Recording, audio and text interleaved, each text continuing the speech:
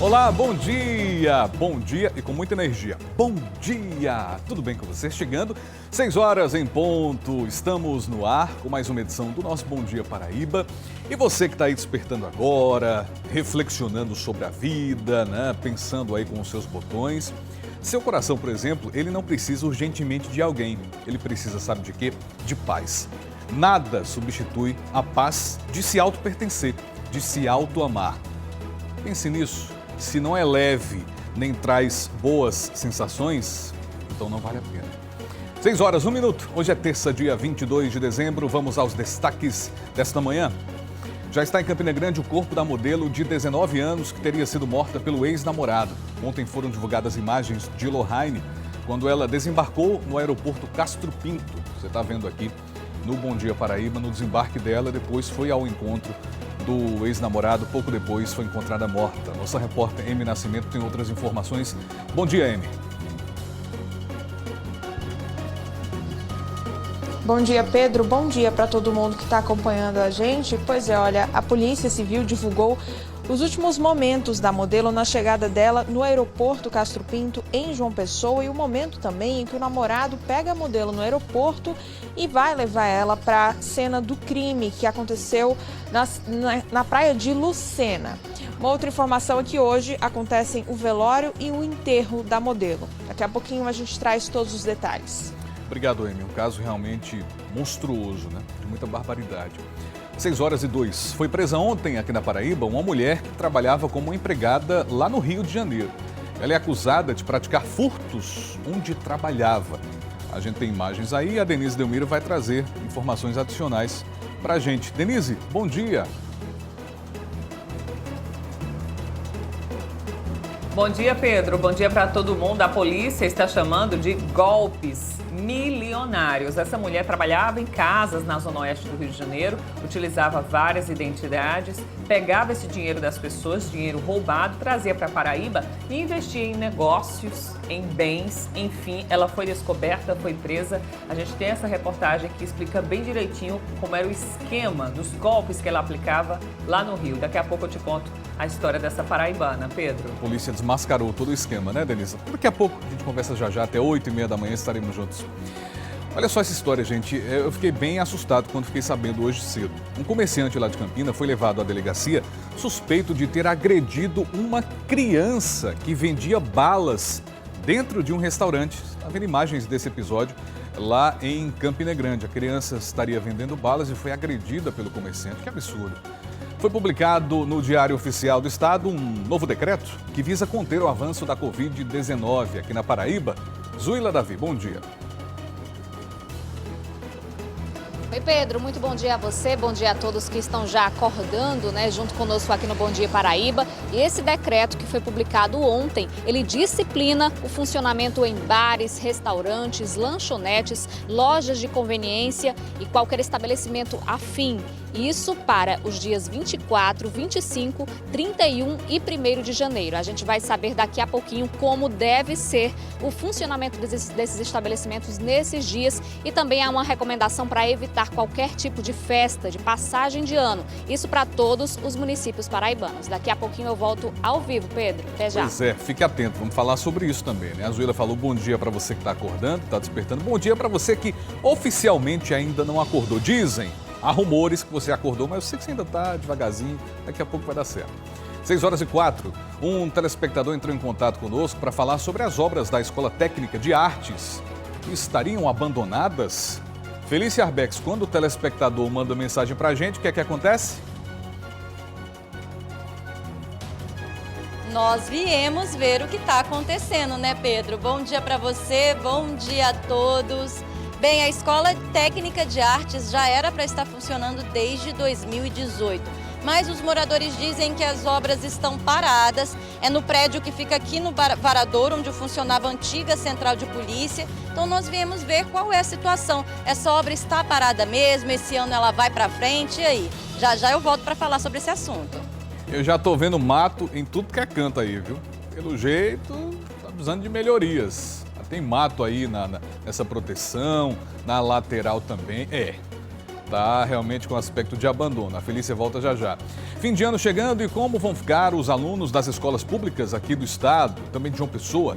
A gente vai conversar com os secretários de educação. O estado, por exemplo, já anunciou que ninguém vai ser reprovado neste ano. Na coluna de política, Laerte Cerqueira comenta a decisão da Justiça que suspendeu aumentos salariais na Câmara de Vereadores aqui de João Pessoa. A Câmara já anunciou que vai recorrer. Estamos em casa, ó nossa casa aqui, gente. E esse café da manhã, hein? Aquele cuscuz, eu amo cuscuz. E você também, aquele cuscuzinho maravilhoso. Esse café da manhã tão harmonioso que sua família tem, eu acho lindo de ver e de sentir. Estou distante aqui na telinha, mas eu sinto essa energia boa que você irradia. Mande mensagem para o 981819700, porque eu quero sua participação sempre aqui no Bom Dia, comentando o que está acontecendo também, trazendo o seu olhar, a sua abordagem, vídeo, foto, não importa. O importante é mandar mensagem, 981819700. Vamos juntos, com muita força, foco e fé. Começa o dia com a gente, Paraíba.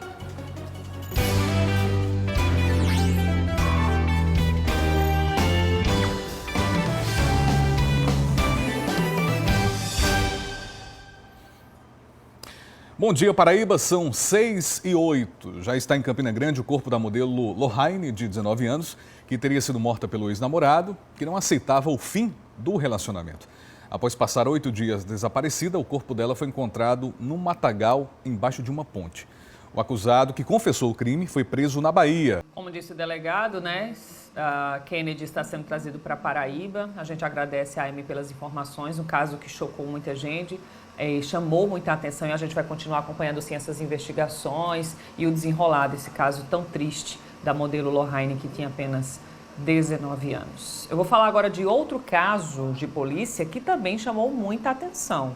A polícia do Rio de Janeiro esteve ontem aqui na Paraíba para prender uma mulher, uma paraibana que trabalhava em casas de família lá no Rio de Janeiro, na zona oeste do Rio de Janeiro. Sabe o que ela fazia nessas casas? Furtos. E ela fazia isso durante muito tempo até que a polícia descobriu. De acordo com os policiais, essa mulher já teria praticado golpes milionários também. Mais detalhes na programação da Rede Globo. Daqui a pouco a gente volta a exibir a reportagem da golpista paraibana que aplicava golpes no Rio de Janeiro. A gente vai exibir essa reportagem na íntegra já já. São 6h21. Eu vou até a central de polícia agora porque está acontecendo uma operação. A prisão de um suspeito de estelionato que atuava em Sergipe. Antônio Vieira tem mais detalhes. Bom dia, Vieira. Isso, bom dia Pedro, bom dia aos amigos do Bom Dia Paraíba. A gente fala ao vivo aqui de dentro da Delegacia de Defraudações, que na madrugada de hoje, em caráter excepcional aí, saiu para cumprir um mandado de prisão que vem já vindo de Sergipe, e foi cumprido lá em Camboinha, contra um homem chamado Severino Carlos Rocha de Almeida, de 52 anos, acusado de estelionato nas vendas fraudulentas de carros. A gente está com a delegada Andréa Mello aqui para explicar para a gente como foi o cumprimento desse mandado. Delegada, muito bom dia. Vocês receberam o mandado judicial e hoje, de madrugada, já saíram para fazer esse cumprimento. Como é que foi? Como é que estava o Severino aqui na Paraíba? Bom dia. Na realidade, a gente foi contactado pela delegada lá de Aracaju, da especializada de lá, para a gente poder dar esse apoio para eles, quando eles viessem cumprir esse mandado. E ela já tinha as informações de que ele já estaria aqui escondido aqui na Paraíba, ela já tinha todos os dados disponíveis. Aí, quando ela chegou ontem com a equipe dela, aí eu designei uma equipe aqui da delegacia para dar esse apoio. Ele estava escondido em Camboinha? Estava escondido em Camboinha. Estaria possivelmente se organizando para agir também por aqui? Bom, a gente, provavelmente, que esse pessoal geralmente não para, Dá um tempo e vai aplicando golpes em vários estados, Inclusive, ela me informou que ele tem mandado de prisão também de Pernambuco, não só lá de Sergipe. Pronto, e a delegada que a delegada Andréa está se relacionando é a delegada Lauana, ela que está aqui também, delegada da Delegacia de Defraudações e Combate à Pirataria em Aracaju, Sergipe, e quem veio para prender o Severino, que está aqui junto com os agentes. Delegada, qual o histórico, o que acontecia para que a polícia investisse nesse, envie e cumprir esse mandado de busca, esse mandado de prisão? Então, bom dia a todos. Ele atuava desde 2009, sempre com venda de veículos. Então, ele conseguia a confiança das vítimas e logo após ele conseguia se locupletar ilicitamente. Quando ele ficava com uma quantia vultosa, ele fugia para outros estados. Ele já passou por Bahia, por Sergipe, por São Paulo, por Pernambuco, já foi preso e hoje foi dado cumprimento, tanto por Sergipe como pelo estado de Pernambuco também.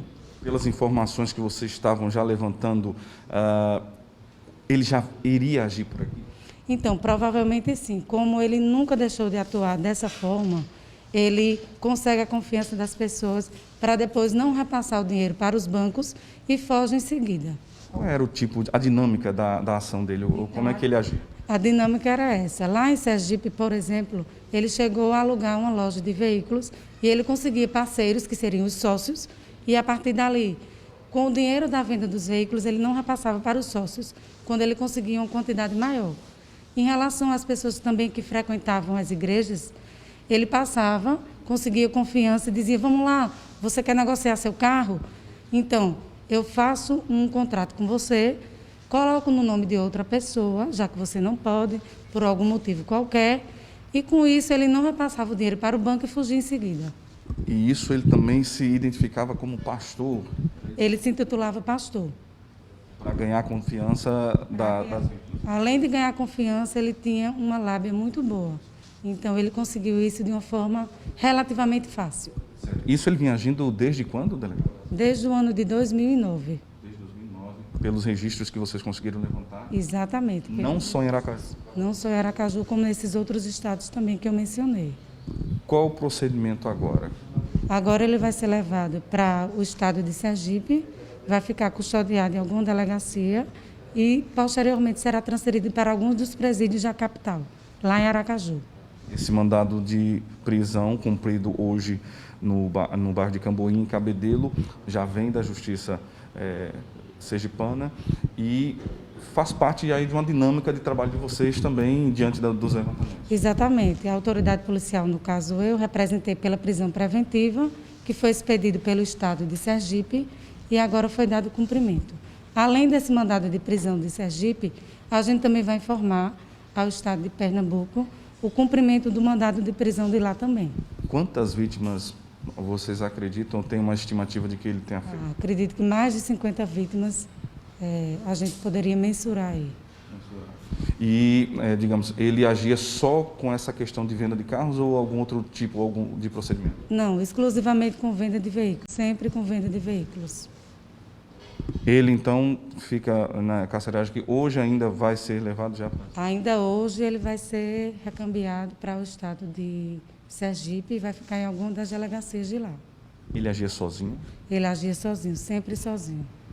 Dá a crer que, vindo para Paraíba, ele agiria também aqui? Provavelmente, porque ele nunca deixou de atuar dessa forma, desse meio ardiloso. Ele estava já há muito tempo aqui na Paraíba? Ele estava aqui há pouco tempo, há uns 3 meses aproximadamente. Ok. É a delegada Lauana Guedes, delegada de Defraudações e Combate à Pirataria em Aracaju, Sergipe, e também aqui ao nosso lado a delegada Andrea Mello, delegada titular aqui da Delegacia de Defraudações na Central de Polícia. O Severino, tem 52 anos, está preso, aqui ao lado dos agentes de investigação, os agentes de polícia de Sergipe, e como a delegada bem falou, agora ele... Tendo essa prisão, ele vai ser levado para Aracaju, onde vai ficar preso à disposição da Justiça. Pedro, a gente volta contigo. Obrigado, Vieira. Também agradecer a participação das delegadas aí, o trabalho integrado da Polícia Civil. Foi publicado no Diário Oficial do Estado um novo decreto que altera horários de bares e restaurantes no Natal e no Ano Novo. Zuila, dá uma contextualizada para a gente. Isso mesmo, Pedro. Bom dia mais uma vez a você e a todos. A gente tem visto aí, fim de ano se aproximando, muita gente querendo se confraternizar.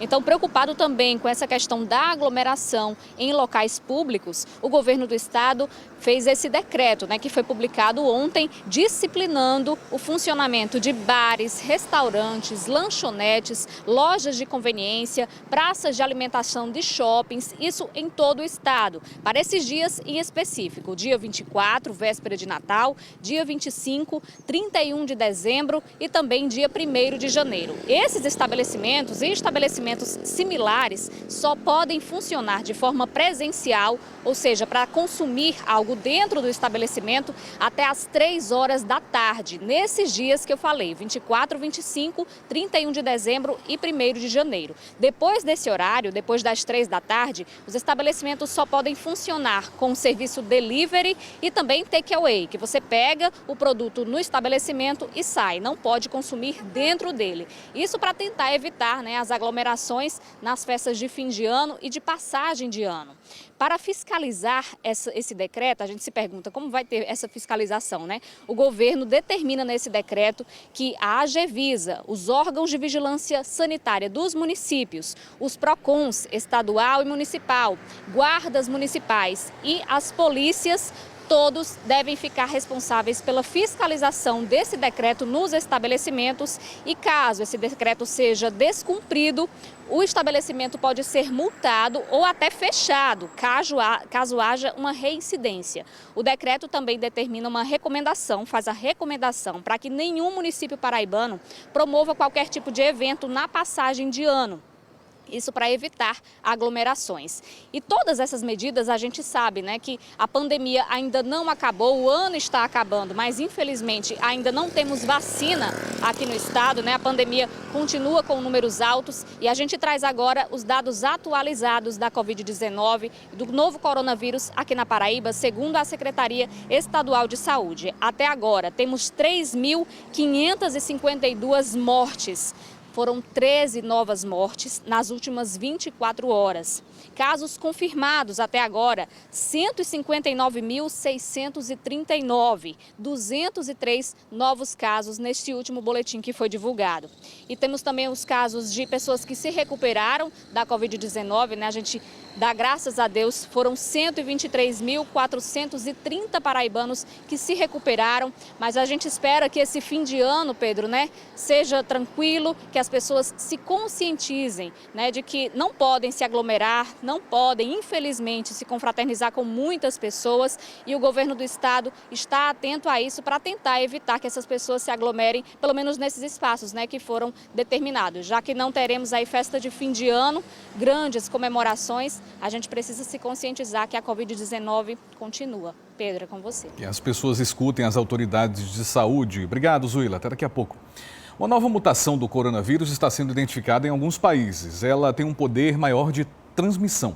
Mas, segundo as autoridades de saúde aqui da Paraíba, a prevenção das vacinas, por exemplo, é muito eficaz também nessa questão da mutação do vírus. Seguimos na luta contra esse vírus. São 6h38. Bom dia para você que está chegando agora, tá? Um telespectador entrou em contato com a equipe aqui do Bom Dia falando sobre as obras da Escola Técnica de Artes. Segundo o telespectador, essas obras estão paradas e tem um matagal danado por lá. Bora ver? Felícia Arbex, cuidado com esse mato aí, hein? Oi, Pedro, bom dia a todos. Pois é, viu? Pelo jeito, as obras realmente estão paradas. Eu estou aqui no Varadouro, na frente do prédio onde funcionava a antiga central de polícia e que desde 2018 já era para estar funcionando a Escola Técnica de Artes. O projeto é bem legal, que os estudantes façam o ensino médio com habilitação em teatro, dança, literatura e outras áreas artísticas. Mas, pelo que a gente vê, a obra está parada. E uma das reclamações dos moradores é exatamente esse matagal, que a gente confirma aqui, muito mato, o que acaba atraindo insetos, bichos e pode ter até foco de dengue, né? A gente não tem como ver realmente como está a situação aí dentro do terreno. Bem, esse prédio é de 1860, a área é tombada pelo patrimônio histórico e a gente entrou em contato com a Suplan, que é a Superintendência de Obras do Plano de Desenvolvimento do Estado, para saber qual é a situação da obra por aqui. E a assessoria da Suplan disse que a empresa responsável pela obra não estava avançando com os serviços. E para evitar maiores prejuízos, o contrato com a empresa foi rompido. Mas a assessoria também não explicou desde quando a obra está parada e por que esse tempo todo, né? Já tem 3 anos aí. Bem, A assessoria da Suplan também disse que já tem uma nova licitação e a previsão é que a obra seja retomada no primeiro semestre, já deve começar aí na próxima semana. Disse também que com esse novo contrato, a previsão é que a obra fique pronta em 7 meses. Então é o que esperamos, né, Pedro? E os moradores aqui da área também. A gente vai voltar e vai fiscalizar para saber se o prazo vai ser cumprido. A Felícia falou aí, deveria estar funcionando, deveria. Você sabe como é que funciona tudo aqui nesse país, né? Obrigado, Felícia, pelas informações, tá? São 6h40. Bom dia, gente. Ó, uma informação bem preocupante e triste. Um idoso foi atropelado no início da noite de ontem em Souza, no sertão do estado. Imagens mostram que o homem acabou sendo atingido por uma moto, que você está vendo aí, quando tentava atravessar a rua no centro da cidade. Veja aí, ó, o senhor vai passando. Nossa, gente! O motociclista não conseguiu desviar e foi arremessado do veículo. Ele só teve escoriações leves, mas o idoso precisou ser socorrido para o Hospital de Souza, porque sofreu muitas fraturas e passou por cirurgia. Segundo informações do hospital, Laércio Braga de Sá, de 63 anos, não resistiu aos ferimentos e morreu na madrugada de hoje. A CEMOB de Cabedelo implementou um binário que alterou o trânsito de 5 ruas no bairro do Poço. Durante o mês de janeiro, muitas famílias escolhem o Poço, né, para veranear e tudo mais, e o trânsito fica bem complicado por lá. A ideia é evitar congestionamentos. A sinalização indica que há mudança neste trecho do Poço em Cabedelo. É que houve recentemente a implantação de um binário viário no bairro para otimizar o fluxo de veículos no local, que costuma ficar impraticável nesta época de veraneio. Também para oferecer segurança aos pedestres e ampliar a área de estacionamento. As alterações foram as seguintes. Para quem vem aqui pela rua Rodrigues de Carvalho, aqui no Poço, agora é mão única por conta do binário, não é? No sentido Poço-Cabedelo. E aí segue por aqui pela rua Vitorino Cardoso, nesse mesmo sentido. Já para quem deseja ir para a BR, segue por essa aqui, Carolino Cardoso, que essa sim é mão dupla. Para quem deseja voltar para Intermares, tem que pegar a próxima rua à esquerda. E as demais ruas paralelas, elas permanecem em sentido duplo. Isso, com toda certeza, trará melhor fluidez ao tráfego, além de segurança ao pedestre, que vai transitar sem conflito, de ter que olhar de um lado para o outro, e vai gerar também vagas de estacionamento ao longo da rua Vitorino Cardoso, que tem vários restaurantes, hotel. Então, é uma mudança que, com toda certeza, trará melhoras para todos que ali passam e utilizam aquela região. Quem precisa passar pelo trecho aposta na mudança para que o tráfego flua melhor. Eu espero que dê certo, né? Porque realmente aqui é bem complicado. A gente tá vendo tudo bem indicadozinho, dá para seguir e transitar perfeitamente. Esse trecho tem muito fluxo de veículo e o estacionamento às vezes irregular que as pessoas fazem. Tumultuou bastante o trânsito. Acho que foi uma mudança muito boa no binário. Durante um mês, haverá agentes da CEMOB no trecho orientando motoristas, motociclistas, ciclistas e pedestres.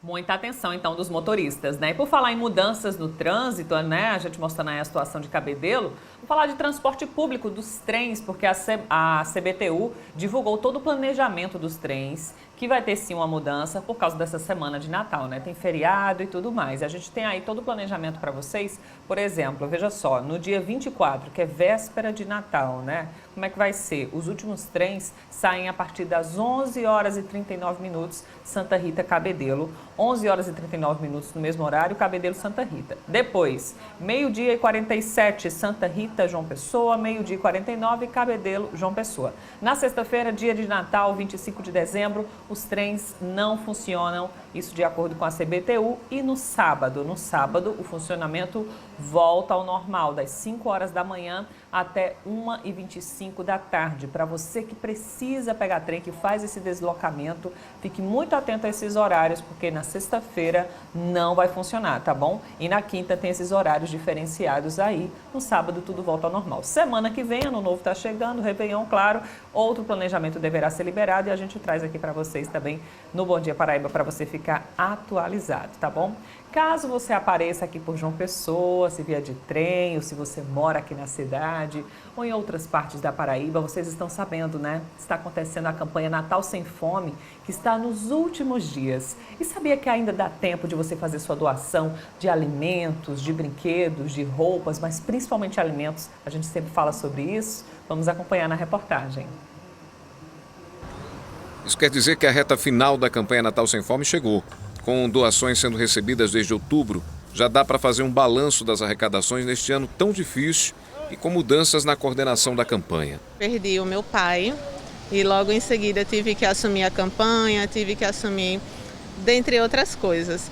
Mas assim, a gente tem trabalhado desde da campanha do Covid, né? E aí emendou uma campanha na outra, agora o Natal Sem Fome. A gente já está atingindo mais de 60 toneladas, né? E as arrecadações, elas continuam. Nós estamos ainda carentes de alguns itens, como farinha, macarrão, bolacha, leite em pó. E assim, ainda dá tempo de você doar para que outras famílias sejam beneficiadas. No pouco tempo que a nossa equipe passou no ponto de arrecadação de Tambaú, deu para registrar algumas pessoas contribuindo. Uma delas é seu Edivaldo, que sabe a importância de dividir o que tem. A importância é desenvolver a solidariedade, trazer o espírito natalino, né, que é a vinda de Jesus Cristo até a humanidade, e dividir com aqueles que mais precisam um pouco do que você pode, né? Isso faz toda a diferença no mundo de hoje, numa sociedade cheia de desigualdades, né? Uma sociedade onde a gente vê tantas diferenças, tanta desunião. Então, quando você tem uma oportunidade de doar um pouco do que você tem às pessoas necessitadas, isto é uma dádiva que Deus nos permite. Só que tudo que chega dura pouco nos pontos de coleta. É porque os voluntários já colocam as doações no carro e levam para o galpão, onde tudo é separado e redistribuído nas cestas para doação. Neste ano, por conta das dificuldades trazidas pela pandemia, foi preciso conseguir um novo ponto de apoio. Ficou difícil de se conseguir um espaço que fosse adequado, né, para armazenar essa quantidade de material, né, e confeccionar seja para fazer doação. Então, devido a essa necessidade, né, como eu já faço parte da ação, como eu sou também voluntário da Ação da Cidadania, nada mais, nada menos, sabe, que doar o nosso espaço, né, ceder, né, para que seja feito esse trabalho, né, com mais tranquilidade. Porque no outro galpão, sabe, não tinha espaço suficiente, né? Era muito quente, não tinha água, não tinha energia. Já fizemos entregas aqui em comunidades na Grande João Pessoa e a sensação é sempre a mesma, de alegria, e principalmente agora, né? Porque muitas famílias deixaram de receber o auxílio, outras perderam o seu comércio, então a dificuldade ficou ainda maior. Então, quando você chega com aquela cesta ou um brinquedo para uma criança e vê aquele sorriso, paga todo o esforço que você está fazendo. Muito bonito, né, ver o trabalho desses voluntários. Aqui em João Pessoa tem uma tenda no Parque da Lagoa, em Campina Grande tem na Praça da Bandeira, enfim, busque como você pode fazer nessa solidariedade. E ainda falando em espírito natalino, nesse clima de Natal, as religiões e as crenças celebram de várias maneiras, né? Aqui em João Pessoa tinha aquela tradicional, né, celebração da primeira Igreja Batista de João Pessoa. Ela suspendeu os tradicionais cultos de Natal e de Ano Novo que eram realizados na rua, né, ao lado da igreja no centro da cidade, aberto ao público. Por que teve que ser cancelado? Por causa da pandemia do novo coronavírus, justamente para não ter muita aglomeração e não dá para organizar o pessoal. Agora, gente, os dois cultos vão acontecer sim, só que no Espaço Gospel, que fica na Avenida Rui Carneiro, tá bom? O culto de Natal será no dia 25, dia de Natal, e o de Ano Novo no dia 31. Só para 300 pessoas, só 300 pessoas vão poder participar. A organização ficou de divulgar ainda amanhã como essas pessoas podem fazer as inscrições, já que é um número limitado para que eles tenham um controle, né, de entrada. Os dois cultos serão também transmitidos pela internet. Então, 300 pessoas entram, as outras podem acompanhar pela internet. Semana passada a gente falou aqui no Bom Dia Paraíba que a Diocese de Campina Grande, a Arquidiocese aqui da Paraíba falou para todos os paraibanos, inclusive, que as pessoas podem acompanhar as missas online também, né? Os cultos podem ser online e as missas também. E as pessoas gostam de ter em casa, justamente para acompanhar essas missas também, os chamados presépios natalinos. Sabia que cada personagem do presépio tem um significado? Pois é. Eu conversei com várias pessoas aqui da região metropolitana de João Pessoa, gente que mora aqui na capital, mora em Santa Rita, que ama montar presépio em casa, que tem essa tradição ao longo dos anos. Na casa de Thaís, em João Pessoa, é tradição ensinar às crianças o significado do presépio. A gente sempre busca trazer para a criança, apesar de presépios pequenos, mas em vários locais da casa, para que a gente entenda o verdadeiro significado do Natal, que é o nascimento do menino Jesus. A casa de Dona Maria Celeste é uma das mais enfeitadas de Santa Rita. E o presépio tem local de destaque na decoração. Ela se emociona toda quando fala do Natal. Que Jesus abençoe e seja um ano de luz. A família de Rosana veio de São Paulo para morar em João Pessoa há 4 anos. A tradição de montar o presépio natalino veio dos avós. Tanto a minha avó como a avó do meu marido tinha o hábito de montar presépios. Só que era aqueles presépios grandes que se montava no chão e que ficava lindo. Eu, quando criança, era apaixonada por isso, né? Achava a coisa mais linda. Ainda não consigo montar um desses, né? A gente tem cachorro, então não dá para ter um presépio desse. Mas a gente não abre mão de ter o nosso presépio no Natal, que representa a família, a união, o amor, né? É isso que representa o presépio para nós. No ano em que não é indicado ir até as igrejas para celebrar o Natal e sim fazer isso de casa, ter a representação do presépio significa muito para as famílias. Uma tradição que começou em 1223, com o primeiro presépio criado por São Francisco de Assis. Os animais representam a natureza a serviço do homem e de Deus. Os pastores foram os primeiros a saberem do nascimento de Jesus, depois de Maria e José. O anjo representa o céu, a estrela simboliza a luz de Deus que orientou a chegada dos reis magos, além de Maria, José e a figura principal, o menino Jesus. Quando a gente pega a palavra presépio, essa palavra ela se refere ao local onde o gado era recolhido, ou seja, era um curral, era um lugar insalubre, era um lugar fétido. Então, quando a gente monta o presépio, é exatamente para que a gente olhe aonde foi que nasceu o Salvador da humanidade. Uma história contada há mais de 2000 anos, o nascimento de uma criança que transformou a humanidade. E ainda assim, parece que não aprendemos a lição. São Francisco de Assis montou um presépio, produzindo e materializando as personagens, as figuras em barro, para que os camponeses compreendessem como foi que nasceu o Salvador da humanidade. Já no século XVII, o primeiro presépio no Brasil foi montado em Olinda por um religioso, para que também as pessoas pudessem compreender como é que nasceu Jesus, como foi que ele veio ao mundo. Aí vem o espírito grande de caridade nessa época. E também todos os dias da nossa vida, mas que fala muito mais nesse período, né? Da gente olhar para toda aquela humildade e a gente se colocar a serviço da vida, sobretudo daquelas pessoas mais sofridas. Então, que a representação do presépio nos ajude no futuro mais justo para as próximas gerações. Feliz Natal!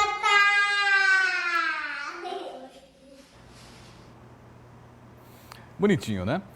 Gente, são 6h53, nosso colunista Tiago Baracuí segue em recuperação em casa, ele está doente. Toda terça-feira a gente tira dúvidas, né, sobre direito trabalhista, doméstico e também previdenciário, mas infelizmente ele não vai participar do Jornal Hoje. A gente continua desejando melhoras, viu, Baracuí? Fique bom logo aí, para na próxima semana conversarmos pessoalmente aqui no Bom Dia Paraíba.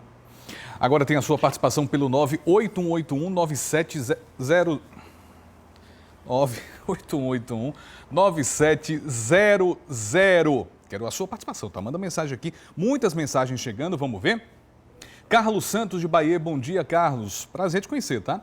Ele fala, 30 anos do Estatuto da Criança e do Adolescente e a gente ainda vê uma situação dessa. A família tem que ser acompanhada por uma equipe multidisciplinar, encaminhada pelo Conselho Tutelar, E o dono do estabelecimento denunciado ao Ministério Público. A opinião do Carlos, que uma criança foi agredida lá em Campina Grande. Essa criança estaria trabalhando e foi agredida por um comerciante. A gente mostrou isso aqui no Bom Dia, por isso está gerando essa repercussão aqui.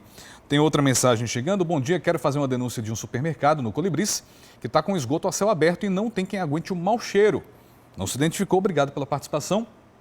A CEMOB de Bahia vem agindo de forma absurda ao multar os carros que ficam em torno do aeroporto, no aguardo ali do desembarque de passageiros. Mesmo você lá com automóvel, eles passam, mandam você sair, dias depois aparece a notificação. Não existe nenhuma placa que informe que é proibido estacionar. Mais uma mensagem aqui, as mensagens vão chegando e a gente vai conversando com você. Gerailton, bom dia. É revoltante ver um empresário cometer essa agressão numa criança. Esperamos justiça. Outra mensagem. Pedro, o Fica em Casa serviria para o Estado preparar a rede de saúde, salvar vidas. Mas o que a gente viu foi um monte de políticos se aproveitando aí da pandemia como palanque. Nas eleições, os dados, entre aspas, estavam baixando, agora estão aumentando. Não seria isso por conta das eleições? É a pergunta do Mauro, lá do Planalto Boa Esperança. Bom dia, Mauro. Obrigado, tá? Pela sua participação, pela disponibilidade de mandar mensagem para a gente. Todo mundo que está mandando aqui, a gente fica muito lisonjeado. Tem mais uma aqui, ó. Sobre essa pessoa que bateu em uma criança em Campina, será que ele gostaria que alguém batesse no filho dele? Cadê a justiça, gente? A participação do Jonas também. Continue participando, essa interação é muito importante. Eu gosto muito, porque quero saber o que é que você está pensando sobre os assuntos aqui do Bom Dia. 981819700. Gente, várias pessoas estiveram na Praia do Jacaré para acompanhar um fenômeno astronômico que ocorre em cada dezenas, centenas de anos. É o alinhamento dos planetas Saturno e Júpiter. Mas além do tempo que leva para acontecer isso aí, é preciso também contar com boas condições climáticas. Está vendo ali, ó? Aquela luzinha lá? É o Saturno ali, o planeta lá, Júpiter também. As condições climáticas são relevantes para você conseguir visualizar a olho nu, né? Uma conjunção tão próxima só foi visível no ano de 1226, quase 200 anos antes da invenção do telescópio. A Associação Paraibana de Astronomia esteve no local. O fenômeno que ocorreu hoje, né, a conjunção entre Júpiter e Saturno, ele ocorre quando esses dois planetas estão em alinhamento com a Terra. Então, para nós observadores aqui da Terra, Júpiter e Saturno parecem estar muito próximos no céu, apesar deles estarem separados aí por mais de 750 milhões de quilômetros um do outro. Esse fenômeno ele ocorre a cada 20 anos, só que como existem pequenas diferenças nos planos orbitais dos dois planetas, quando ocorre, não é sempre com essa proximidade. Ela vai voltar a ocorrer em 2080 e depois só daqui 400 anos. E a última vez que ela ocorreu foi em 1623. Só que nessa época o Sol estava muito próximo dos dois planetas e aí não se foi possível ver. Isso significa que a última vez que essa conjunção ocorreu e que foi visível aqui da Terra, não tinham nascido ainda nem Newton, nem Galileu Galilei, nem Einstein, nem Edmund Halley, ou seja, nenhum dos grandes astrônomos que nós tivemos na história haviam nascido. Nós estamos tendo uma oportunidade única que nem esses grandes gênios tiveram naquela época. Sempre estou participando com o pessoal, né, da Associação Paraibana de Astronomia. É sempre um prazer estar participando com eles nas expedições astronômicas, em todos os fenômenos da astronomia que acontecem. A gente está junto para prestigiar. A gente sempre faz isso, né? É uma honra para nós, é um prazer. Tanto conhecer a astronomia como fazer as outras pessoas também conhecerem um pouco da astronomia. E é encantador. Eu não vi nada, não vou mentir, não vi foi nada ontem. Tentei lá visualizar. Vou esperar a próxima oportunidade, que vai ser daqui a uns 800 anos. São 6h58, um presente de Natal, meus amigos. Você vai conhecer agora a história de Rodolfo. Ele foi deixado na porta de um casal no mês de dezembro há 30 anos. Cresceu sabendo que foi adotado e há poucas semanas encontrou a família biológica e falou com a mãe dele. É uma história de dor, buscas, perdão, ressignificado e, claro, terminou com um final feliz. História linda, emocionante, que maturidade do Rodolfo, né? Fruto da criação que ele teve, com esse ato de perdão, com a mãe biológica dele. A gente não pode julgar as pessoas, até porque os caminhos da vida são muito incertos. Parabéns ao Rodolfo, à sua família e também à sua mãe biológica. Linda história. 7h07. No próximo bloco, vamos falar muito de educação. Ao vivo participam do Bom Dia representantes do governo estadual e também das prefeituras de João Pessoa e Campina Grande. Eles vão fazer uma avaliação desse ano e como o planejamento escolar de 2021 está sendo preparado em meio à pandemia. O Ministério Público do Trabalho da Paraíba registrou um aumento de 10% nas denúncias trabalhistas em relação ao ano passado. Claro, a maioria delas vinculadas à Covid-19. E ainda hoje, o Hospital Universitário de Campina Grande resolveu abrir leitos destinados a pacientes com a Covid. O motivo? O aumento dos casos. E agora eu quero ver o povo de Alagoa Nova participando aqui com a gente. Chega mais! Meu nome é Ingrid, eu moro em Alagoa Nova. Bom dia, Paraíba, vou pra já!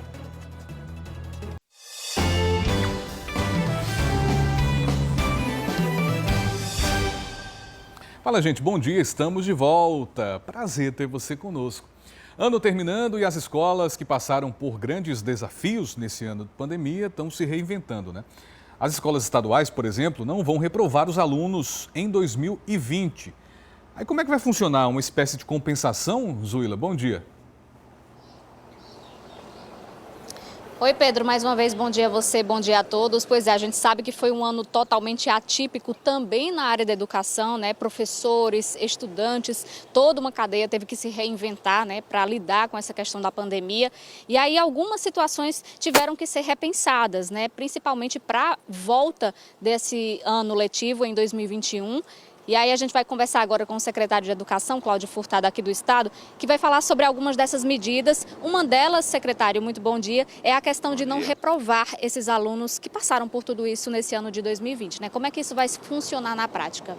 Na prática, eu não gosto muito de usar o termo não reprovar, porque, por exemplo, as redes, a rede está fazendo as suas avaliações, está terminando o período dos estudantes.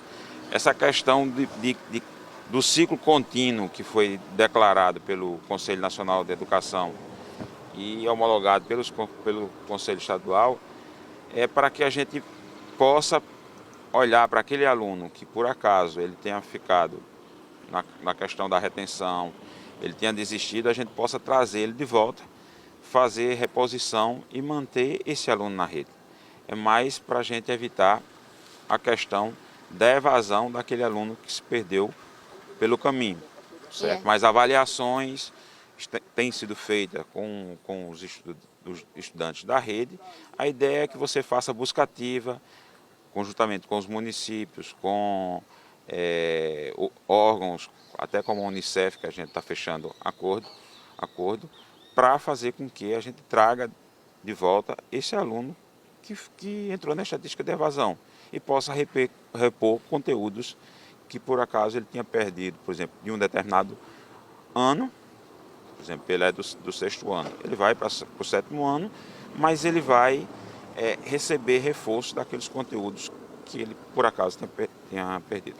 E aí em 2021 também vai ser essa questão da continuidade, né? Muitos alunos, por exemplo, que estão no 3º ano agora, né, terminando, mas não se sentem totalmente preparados, eles vão ter a possibilidade de continuar em sala de aula para prestar um Enem, prestar um vestibular de uma forma mais preparada? Sim, a ideia é que a gente também foi proposto pelo próprio CNE que a gente possa fazer um 4º ano, ou seja, mais preparatório. Aqui a gente tem o Se Liga no Enem, seria um ano mais duro de preparação, certo? Para que esse aluno pudesse se sentir mais confortável. Aqueles que não se sentiram confortável com a preparação do 3º ano, por exemplo, do médio.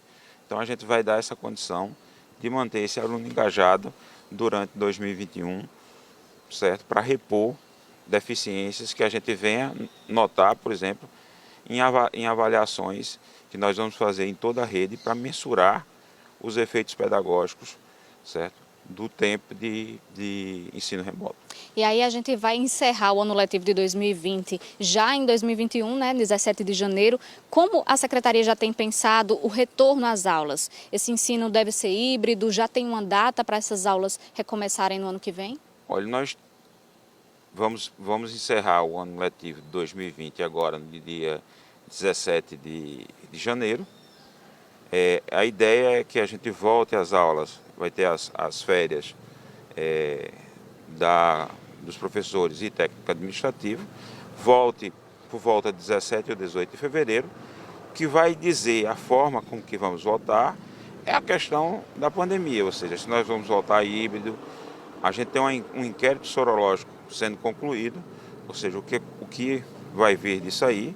Nos preocupa muito essa questão dos aumentos dos casos agora, como vocês mesmos têm noticiado pela imprensa. Ou seja, o Brasil, acho que anteontem, ela chegou na maior média móvel desde o início da pandemia. Isso nos dá preocupação e também já temos planos para como se dará uma volta já com a vacina, porque você vai ter aí a transição da imunização, são mais de uma dose. Nós temos que, nesse momento de imunização, você ainda tem que manter certos cuidados, certo? De afastamento, até que você chegue a um nível de imunização que você tenha a segurança de manter o aluno. Então, tudo isso está sendo planejado, certo? Para esse retorno, seguindo todas as recomendações do novo normal para o Paraíba. Então a gente observa, né, que foram muitos desafios para a educação 2020 trouxe, né? E algumas situações devem ser mantidas, como exemplo do programa Paraíba Educa, né? Vocês já pretendem manter essa forma também, mesmo com a volta pós-pandemia? Claro, essas ferramentas vamos dizer assim, do projeto Paraíba Educa, onde você tem as plataformas, as salas de aulas virtuais, para treinamento, para uso do aluno e também a TV, elas vieram para ficar. Ou seja, mesmo numa situação que a gente saia da pandemia, esse ensino híbrido deve ser mantido com outra finalidade, com outra visão. Muito obrigada, secretário, pela entrevista. A gente espera, né, que as pessoas, os estudantes não abandonem, né, os estudos, porque isso realmente é o que faz diferença para a vida do cidadão. A gente sabe que foi um momento difícil, né, Pedro? Mas só a educação salva. É com você. É isso, Zuila. E lá em Campina Grande, os alunos também não serão reprovados, tá? Pais e professores reclamam que houve prejuízo no aprendizado, inclusive por falta de condições que tornassem o ensino remoto mais eficaz para todos os alunos. Vai ficar a situação dos estudantes na rede municipal de João Pessoa. Felícia Arbex vai participar ao vivo com a gente. Bom dia, Felícia. Olá, bom dia. Vamos saber agora, porque eu estou na companhia de Gilberto Cruz, que é secretário adjunto da Educação do município de João Pessoa. Gilberto, bom dia. Quando foi o encerramento do ano letivo? E explica pra gente, fala pra gente um balanço de como foi esse período totalmente diferente dos anos anteriores. Bom dia. Bom dia, Pedro. Bom dia, Paraíba. Foi um ano muito difícil, está sendo um ano difícil. Nós encerramos o ano letivo agora no dia 18, né, sexta-feira passada, e nós concluímos, apesar da pandemia, apesar de tudo que nós estamos passando, dentro daquele planejamento que nós fizemos no mês de março ainda, quando nós paramos as aulas presenciais. Nós trabalhamos com os aplicativos, nós construímos uma plataforma própria, Conexão Escolar. Nós gravamos aula na TV aberta, na TV Câmara, foi uma parceria com a Câmara Municipal. E nós vamos deixar tudo isso em relatório, logicamente, para a próxima equipe, que vai subir em janeiro, para que faça um planejamento futuro do que foi feito em 2020. Mas nós conseguimos concluir com muita dificuldade, porque nós tínhamos alunos, por exemplo, que não têm acesso à internet. Nós imprimimos material, esse material era entregue aos pais, para que eles estudassem em casa, né? Apesar de tudo, nós fizemos isso. E gratidão aos professores, porque realmente se reinventaram numa situação de dificuldade que nós passamos. A gente não foi preparado para trabalhar remoto, mas fizemos isso e vamos continuar trabalhando, com certeza, com todos esses problemas, mas recuperar os alunos de 2020. Finalizando o ano letivo agora, teve alguma prova final, reprovação?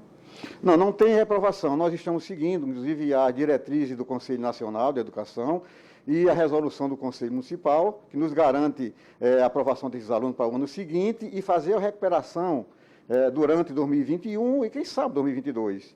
Mas seria uma punição também aos alunos e aos professores que fizeram um trabalho, do ponto de vista, apesar da pandemia, com muita dificuldade, mas com muito amor que eles fizeram pelos nossos alunos. Então, não tem reprovação. Ele tem a reorganização de um ano letivo híbrido no próximo ano, com certeza. Então, a ideia é que em 2021, parte do conteúdo deste ano ainda seja estudado. Isso, no planejamento, você vai fazer o planejamento do ano seguinte, que é de 2021, e nas lacunas ficadas de 2020, por exemplo, que está no relatório, todas as turmas nós temos relatório, todas, de todas as nossas unidades. Então, o professor e a equipe da escola vai planejar em cima do que nós não conseguimos chegar ao aluno para planejar o futuro. Nesse período de pandemia, muitos alunos da rede particular migraram para a rede municipal? Muitos. Nós já tínhamos uma grande quantidade de alunos da rede particular, da rede privada, no início do ano letivo, sem pandemia, e durante a pandemia, muitos vieram porque os pais, muitas vezes perdendo renda, trouxeram os alunos para nós matricularmos na nossa rede municipal. Muitos mesmo. Uma quantidade muito grande de alunos, tanto do infantil como do Fundamental 2. Muito obrigada pelas informações. Previsão de matrícula, janeiro. A matrícula começa em janeiro, né? A próxima equipe está reorganizando o calendário, nós fizemos um esboço para isso e eles vão fazer anunciar a matrícula a partir de janeiro. Secretário, muito obrigada pelas informações. Pedro. Obrigado, Felícia, também o secretário, e tenho certeza que tirou dúvidas de você que está aí assistindo. E para falar sobre os desafios da educação para o próximo ano, a gente tem uma conversa com a pós-doutora em Ciências da Educação, Edneide Genise, que vai participar conosco aqui. Professora, seja bem-vinda ao Bom Dia Paraíba. Prazer recebê-la aqui conosco. Bom dia, Pedro. Bom dia a todos e todas que estão assistindo o Bom Dia Paraíba. Realmente, o ano de 2020 foi um ano desafiador para todos, mundialmente. E no Brasil, em específico, na Paraíba, na área da educação, nós temos a representação maior. A pandemia, ela mostrou o fosso das desigualdades sociais.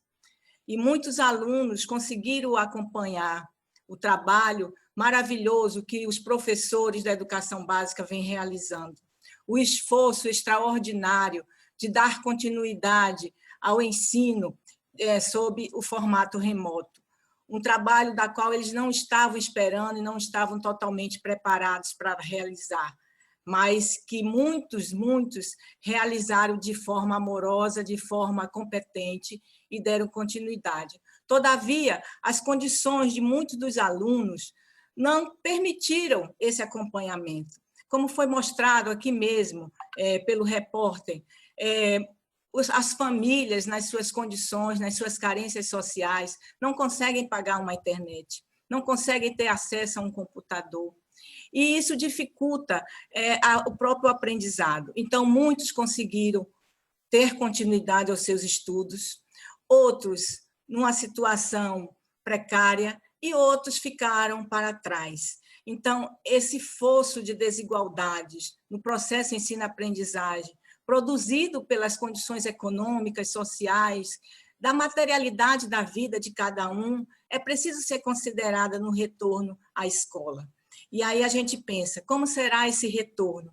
Um retorno em que nós ainda estamos num contexto de morte, de aumento do número de casos, em que o que importa nesse momento não é eu saber realmente os conteúdos que são ministrados em 2020, mas o que importa são as vidas dessas crianças, desses jovens que vão voltar à escola num contexto em que ainda não temos seguranças.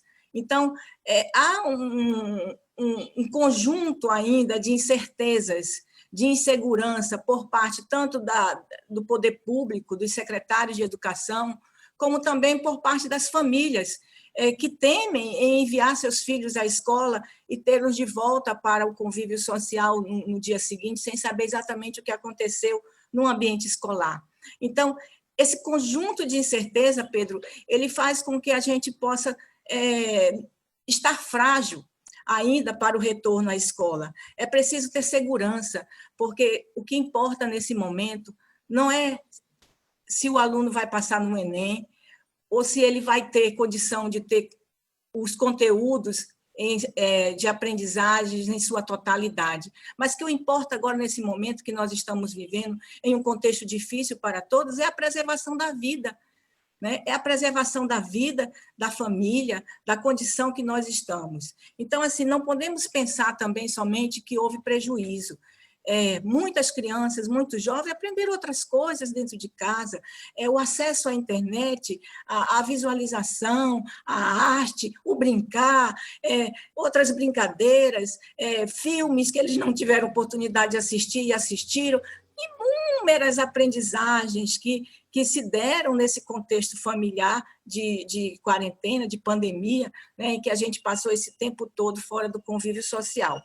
Então, dentre os desafios que eu gostaria de citar para esse retorno, é preciso um esforço muito grande do poder público para reestruturar as escolas. As escolas, elas não podem ser as mesmas do modelo presencial para um modelo de retorno em contexto de pandemia.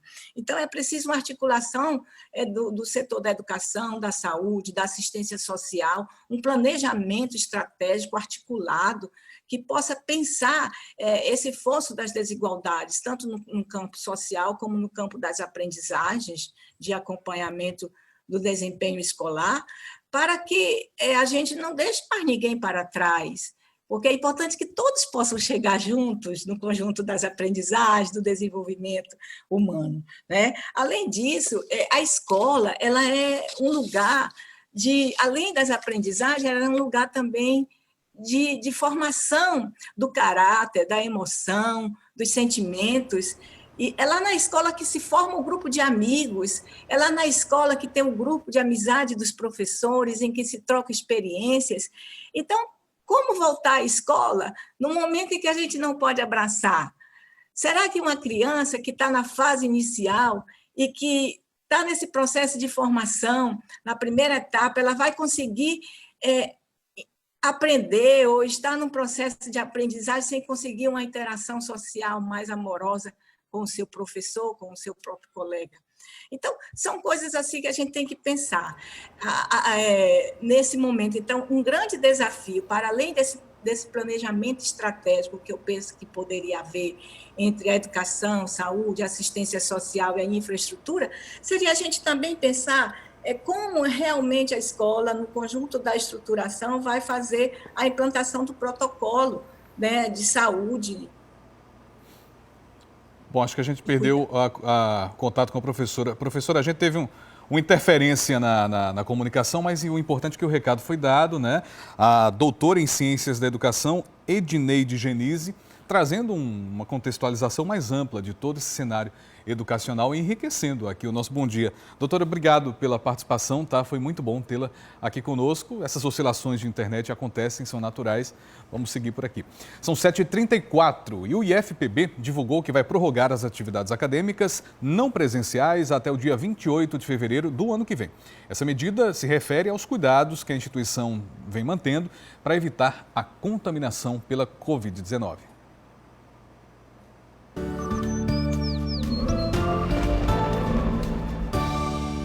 Vamos à tábua de marés desta terça, às 10h28, 1,80 m, às 4h41, 90 centímetros e às 10h51, 1,90 m.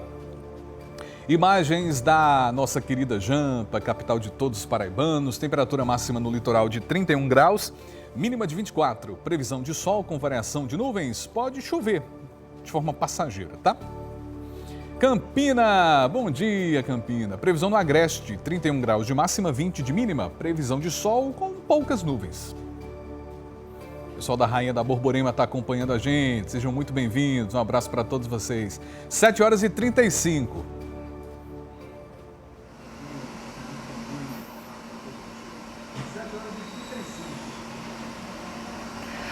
Gente, para celebrar o nascimento de Jesus, é tradição entre os cristãos fazer a ceia natalina em casa, né? Super especial reunir a família. Agora, essa ceia precisa caber no bolso.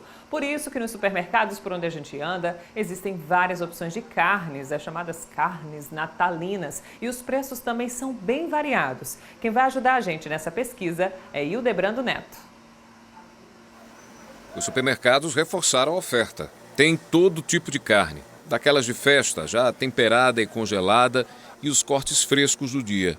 A de boi, geralmente a mais procurada, subiu tanto de preço que tem muita gente desistindo. Muito alta.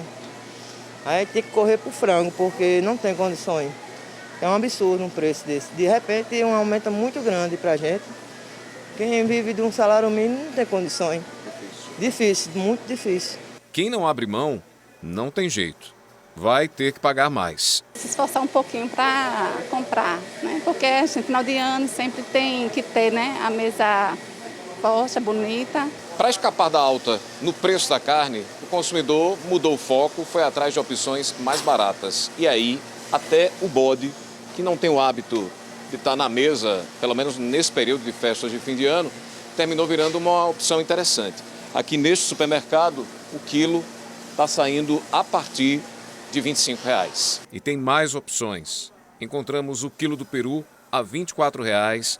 A ave de festa, que é aquele frango incrementado, estava a R$ 22,00 o quilo. E o pernil de porco, com um quilo a partir de R$ 26,50. Aliás, cortes de suíno estão fazendo o maior sucesso nesse Natal. Eu acho que o suíno cresceu uns 30%. Bastante. Aqui em nossa loja, 30%. Eu acho que a carne de frango também, uns 20%, entendeu? E o bode, ele vem crescendo desbaseadamente, né? Neste outro supermercado, o setor de carnes teve crescimento de 20% em relação ao ano passado. A oferta de carne bovina é enorme, mas muito consumidor passa, olha e vai atrás de outras opções. Mas quem veio atrás do filé e do bifinho tradicional está tendo que se virar. Aquele jogo de cintura, né? Trocar o tipo de carne, procurar onde tem promoção e assim vai. Para esse período de festa, que todo mundo faz questão de ter uma mesa mais farta, vamos dizer assim, o senhor está focado em quê? Carne de boi mesmo ou vai procurar dar uma diversificada? Como é que vai fazer? Não, vou para carne de boi mesmo, porque é onde todo mundo gosta, todo mundo quer, então não tem jeito, né? Tem que fazer um esforçozinho. Tem que fazer. A nutricionista explica que quem abre mão da carne de boi pode ficar tranquilo.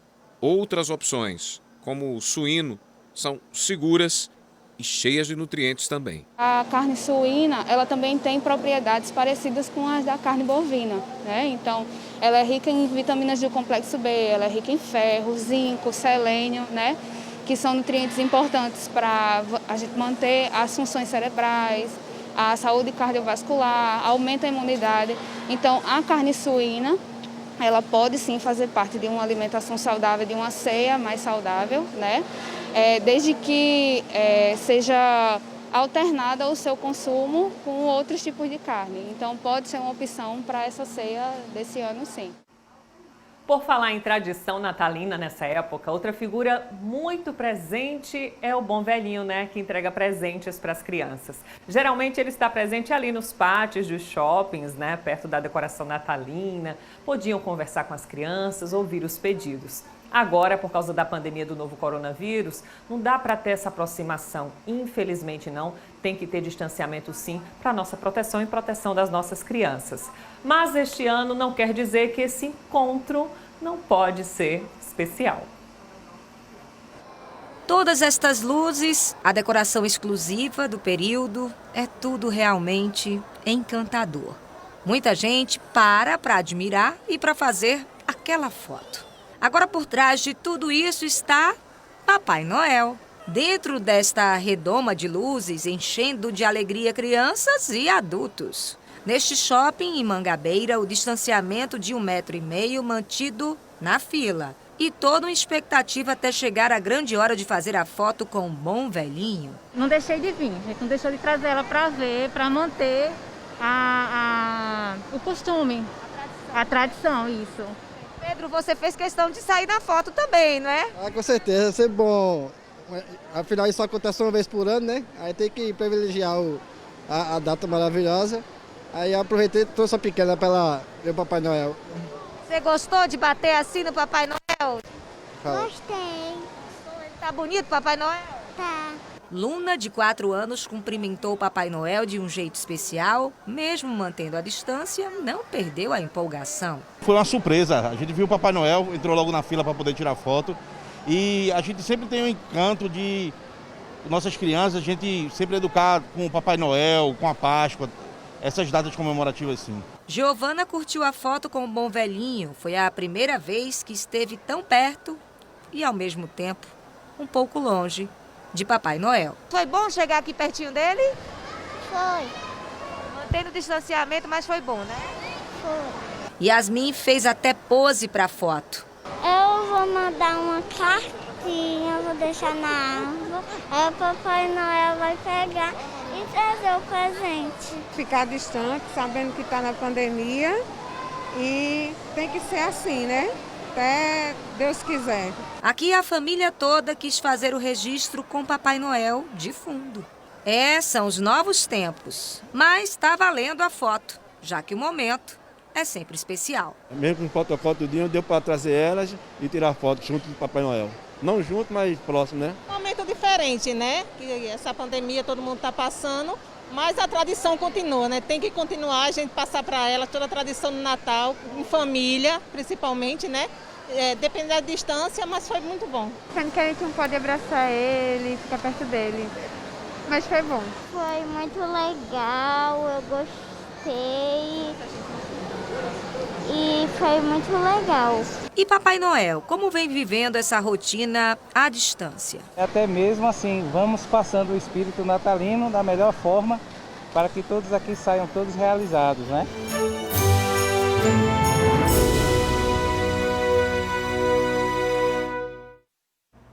Ah, que legal. 7h43, depois do intervalo, o Ministério Público do Trabalho da Paraíba registrou um aumento de 10% nas denúncias trabalhistas em relação ao ano passado. A maioria delas relacionada, logicamente, à Covid-19. No esporte, gente, deu ruim para a Unifacisa no Novo Basquete Brasil.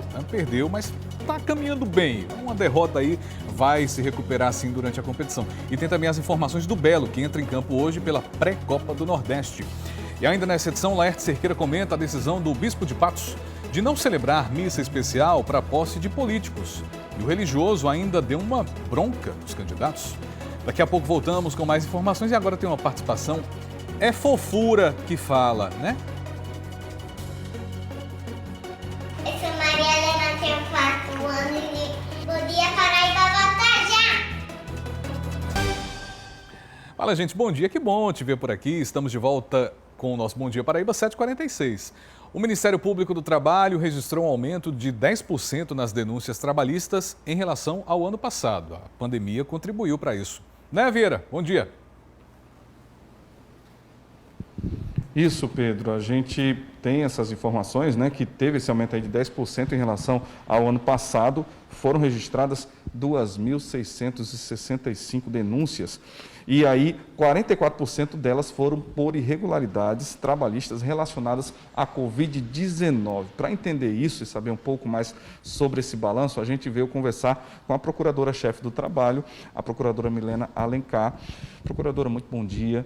A gente quer entender como é que tem essa relação da Covid com essas denúncias. Como é que chegaram essas denúncias e que relação realmente elas têm com a Covid? Bom dia a todos. Exatamente, o Ministério Público do Trabalho na Paraíba recebeu cerca de 1.200 denúncias diretamente relacionadas à Covid-19. Em sua grande maioria, dizem respeito principalmente à não observância das normas de saúde e segurança do trabalho, tanto em relação às atividades essenciais, como os serviços de saúde, hospitais, públicos e privados, quanto às atividades que agora retornaram o funcionamento. Na observância do fornecimento dos equipamentos de proteção, das normas sanitárias, irregularidades referentes a suspensões e interrupções dos contratos de trabalho. Então, são, de fato, várias irregularidades durante esse período. Foi um ano de muito trabalho para o Ministério Público do Trabalho. Então veio, né, a calhar com essa questão da Covid. Então, com todos esses problemas, também são denúncias que vêm de vários segmentos de trabalho, dos mais variados? Exato. Serviços de saúde, instituições bancárias, call center, serviços de entrega por aplicativos, coleta de lixo, as mais variadas atividades, nós temos recebido denúncia relativa à Covid-19. Procuradora, e com esses planos de flexibilização que vem acontecendo, né, nos últimos meses, muda alguma coisa no olhar do Ministério Público do Trabalho para essas denúncias em relação a se procede ou não diante da flexibilização? Isso, diante da flexibilização, a tendência é que haja um aumento nas denúncias, né, porque várias atividades que antes estavam sem operação, agora voltaram a funcionar. Então, as empresas precisam observar as normas de segurança para que possam voltar a funcionar respeitando a saúde desses trabalhadores e de seus familiares e da sociedade em geral.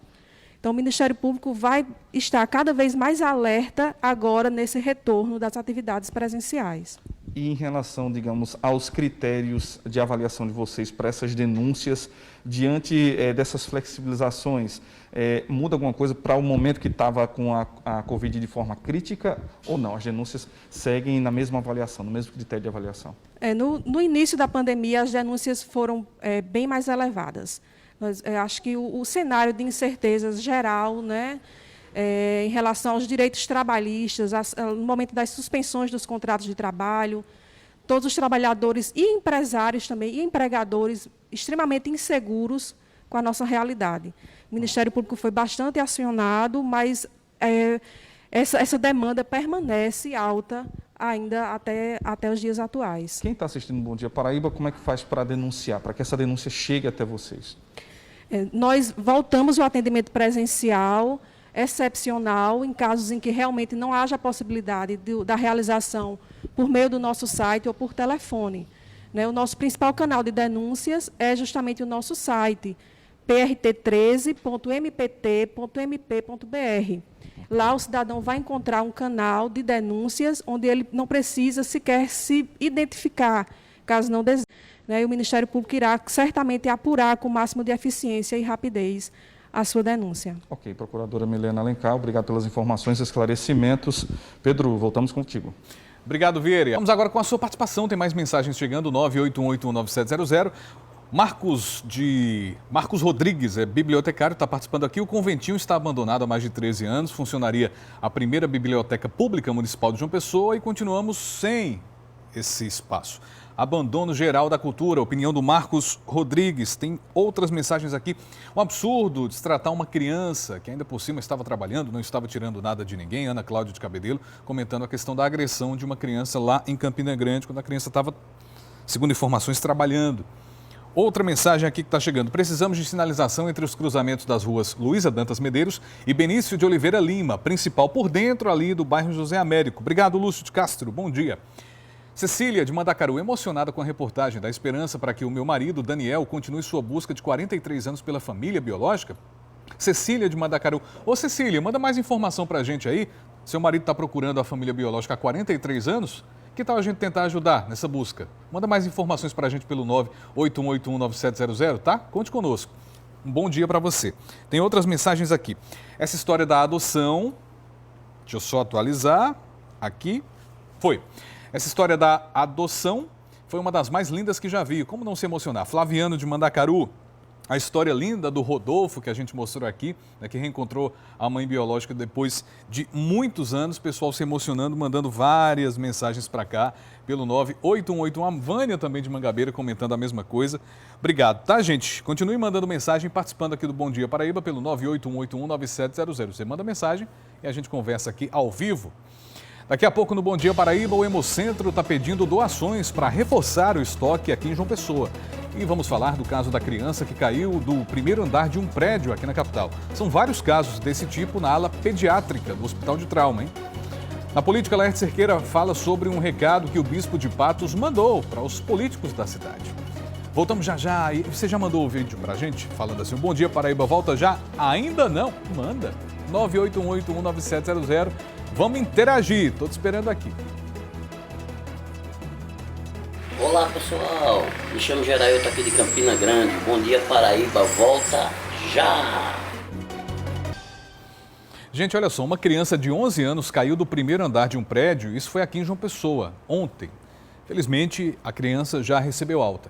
Mas os casos de quedas, assim, são sempre muito altos, né? Os pediatras estão atentos a isso. Lá no Hospital de Trauma tem muitos casos assim, o que é, logicamente, muito preocupante, Zuila.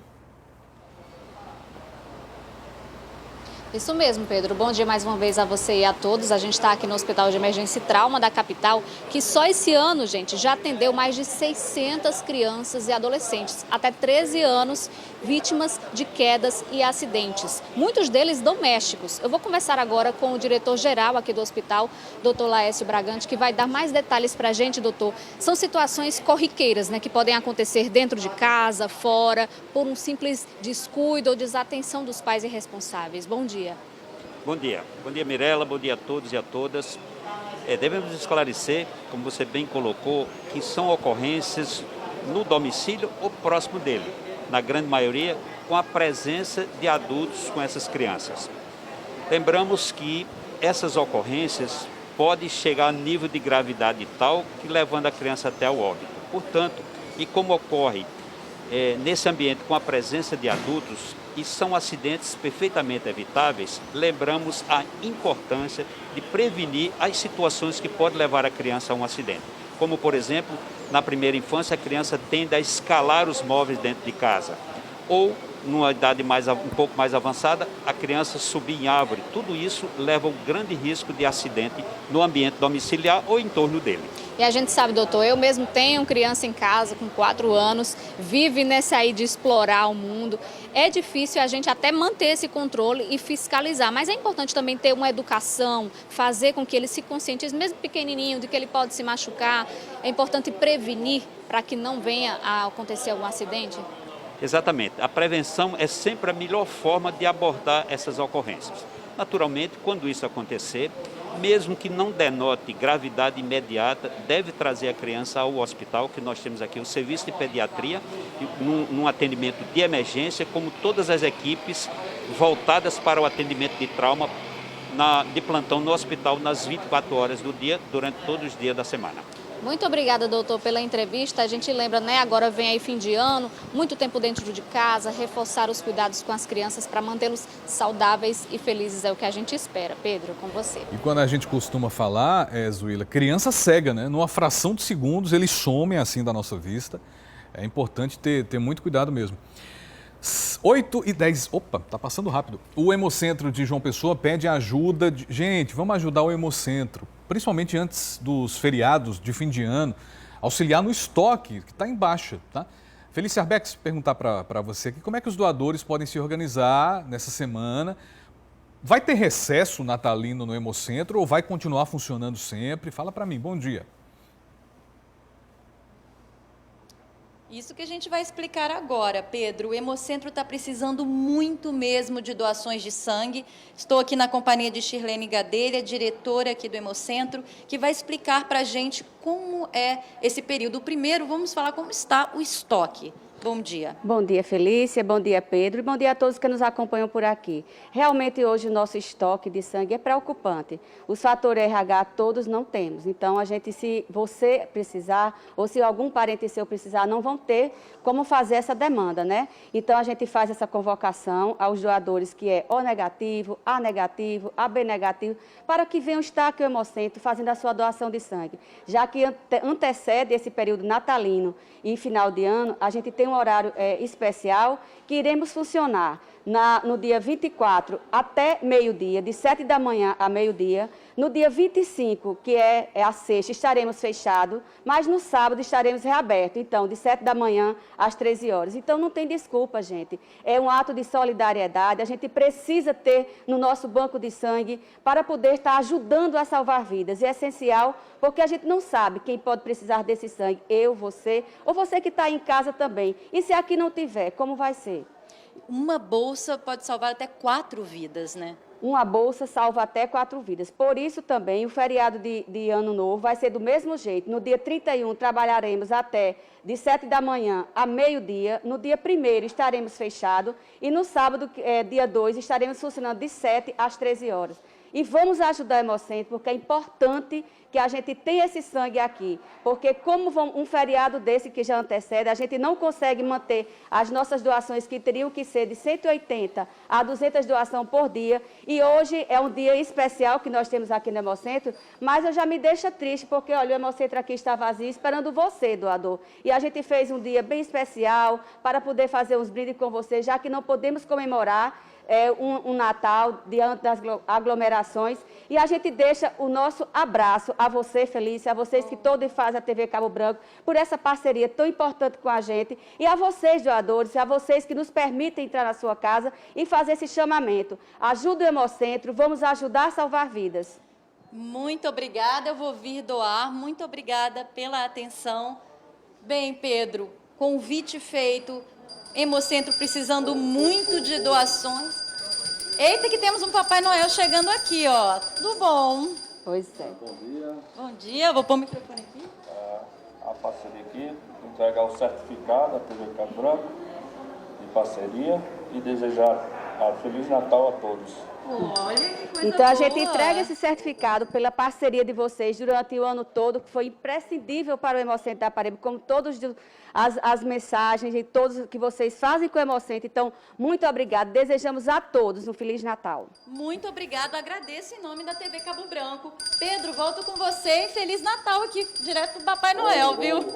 Obrigado, agradecendo sempre ao Hemocentro. A parceria ela é extensiva, estamos à disposição sempre aqui. Obrigado, gente. Bom dia. Vou falar de política agora.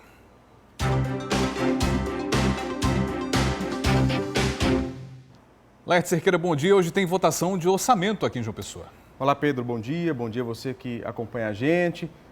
A lei orçamentária anual iria ser votada semana passada, a gente falou aqui, mas foi feito um ajuste e ficou para essa semana, especificamente hoje. É o que espera o relator da LOA, Damásio Franca Neto.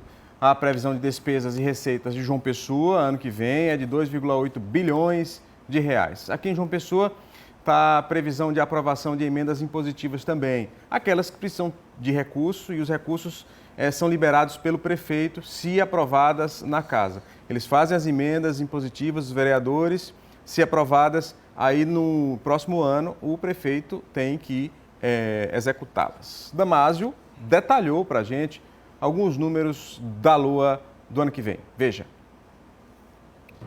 O orçamento é de aproximadamente 2,8 bilhões de reais, sendo 873 milhões a serem gastos com a saúde e 483 milhões a serem gastos com a educação.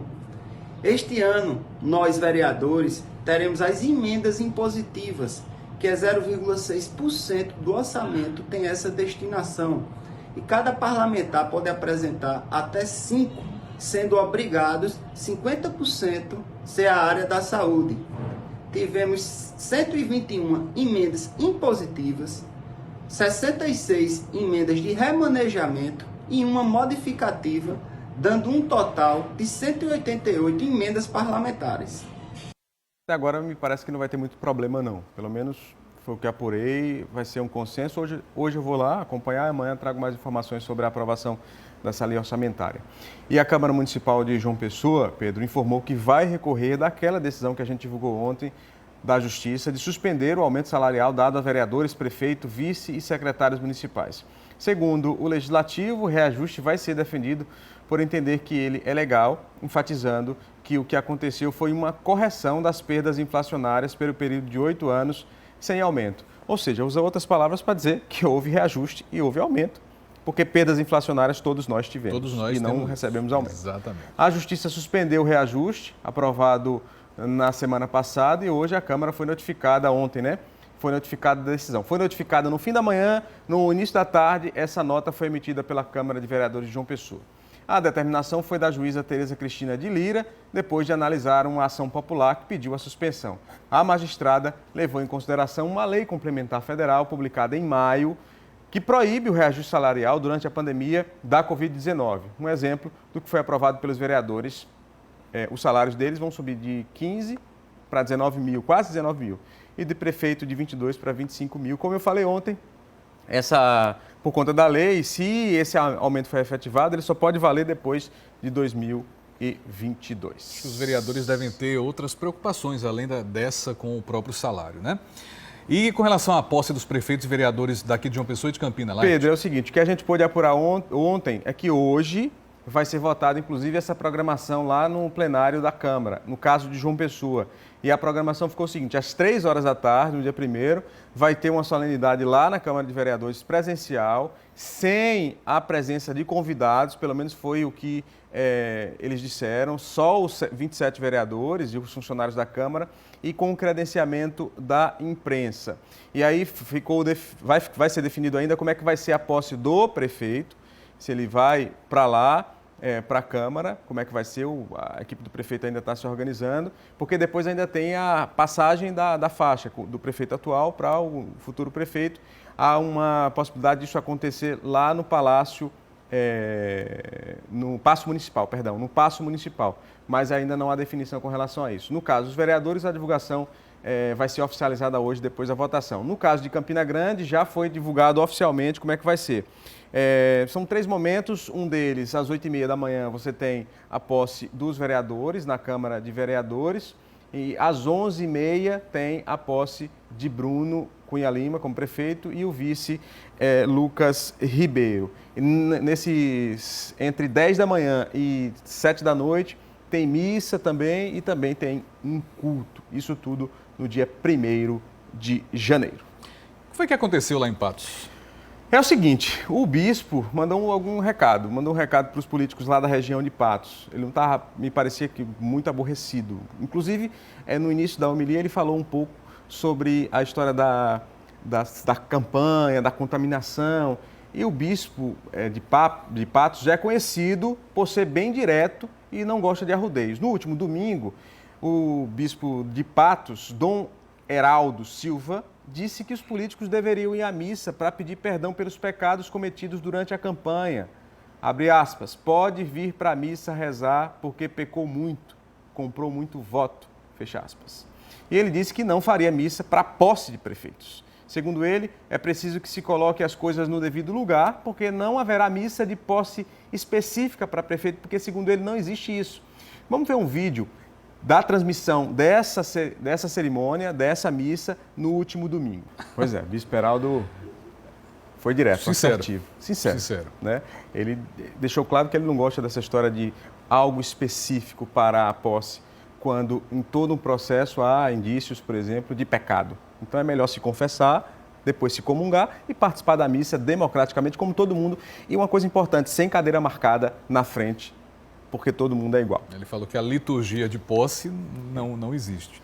Em Campinas, a expectativa é com o novo secretariado do novo prefeito, Laerte. Pedro, aqui em João Pessoa, Cícero Lucena já anunciou vários nomes de áreas estratégicas, mas em Campina, Bruno está sendo mais cauteloso, demorou mais e não anunciou ninguém assim oficialmente. Foi um nome confirmado, do atual presidente do Instituto da Previdência Municipal, do IPSEM, Antônio Hermano, mas não foi oficialmente numa levada, como aconteceu com Cícero em 2 momentos. Antônio Hermano é ex-servidor de carreira do INSS e especialista em Previdência. Ele deverá permanecer no cargo. De acordo com o blog Pleno Poder, do jornalista João Paulo Medeiros, e confirmado por nossa produção, outros 2 nomes, embora ainda não confirmados, devem estar na equipe. Asfora Neto, que é o atual secretário de Esportes da Prefeitura e pode assumir a chefia de governo, tem uma relação muito próxima com o Bruno. Quem também tem tudo para ficar é o secretário de Saúde, Felipe Reu, já engrenou na gestão da pasta nesse período de pandemia e Bruno talvez não queira aí arriscar numa mudança agora no meio do caminho, por uma questão, inclusive, de prudência. O Felipe, inclusive, dá muita entrevista e faz esclarecimentos aqui com relação à ação da Prefeitura de Campina na pandemia. Então, não parece que ele quer fazer alteração agora, não.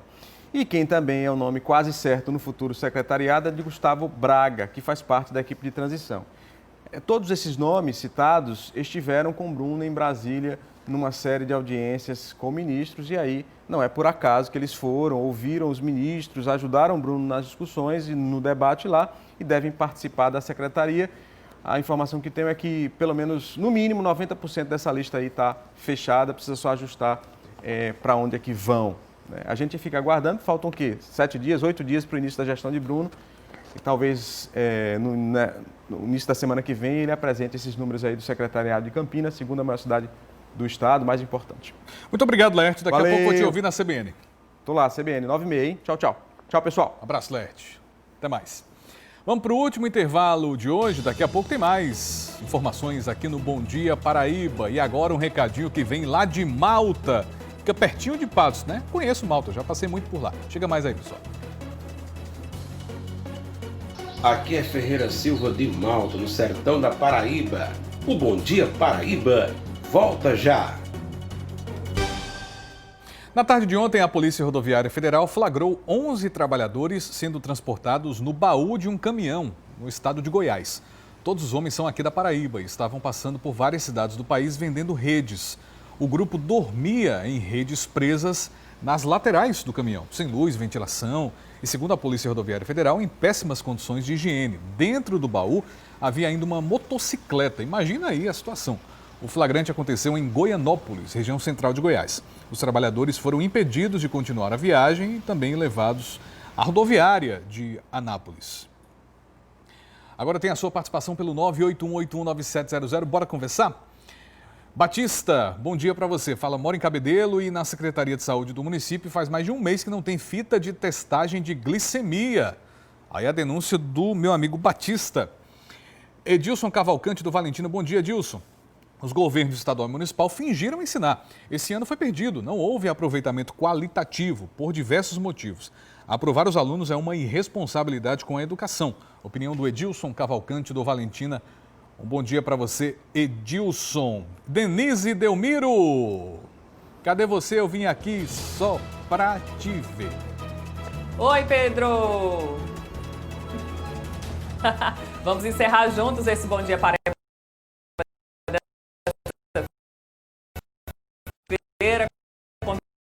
Convidando todo mundo. Que merece destaque também. Bom dia, gente. Aquele abraço.